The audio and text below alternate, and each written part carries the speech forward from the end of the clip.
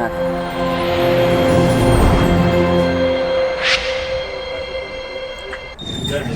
ખેરાલુમાં આવેલી ખેતી બેંકમાં 4 જિલ્લા પ્રતિનિધિ અને 2 શાખા પ્રતિનિધિ ચૂંટણીમાં 29 ઉમેદવારોએ નસીબ અજમાવ્યું છે।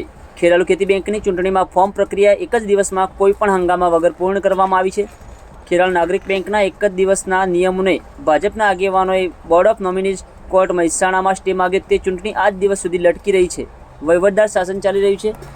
ખેરાલુ શાખામાં 6 સભ્યોની ચૂંટણીમાં 31 ફોર્મ ભરાયા હતા, પણ એક ફોર્મ ઉણાદના અભિરાજભાઈનું ઓવરડ્યુ અને બીજું ડીકે ચૌધરી સમોજાનું શેર ઓછા હોવાથી કેન્સલ થતાં 29 ઉમેદવારો હાલ ચૂંટણીના મેદાનમાં રહ્યા છે। મેનેજર અને ચૂંટણી અધિકારીએ જે પટેલની યાદી જાહેર કરી તેમાં 2 મુસ્લિમ અને 27 ચૌધરી સમાજના લોકો ઉમેદવાર તરીકે રહ્યા છે।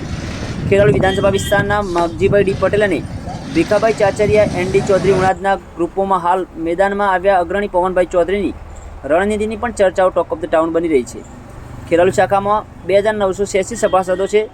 ઉમેદવાર વ્યક્તિઓને મતદાન કરશે। 6 ઓગસ્ટે બેંક ચૂંટણીમાં ચૂંટણી અધિકારી પટેલની ટીમ 29 ઉમેદવારોની યાદી જાહેર કરી। 29 ઉમેદવારોમાં 5 ઉમેદવારોએ જિલ્લા અને સભ્ય બંનેમાં ઉમેદવારી નોંધાવી હતી। 10 તારીખ સુધી ફોર્મ પરત ખેંચી શકાશે, ત્યારબાદ ચૂંટણી પ્રક્રિયા અંગે જાણ કરવામાં આવશે।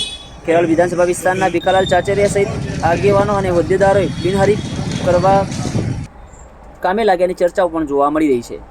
વધુ સમાચાર અને અપડેટ્સ માટે જોતા રહો online TV news. Farooq Memon, Kheralu સાથે।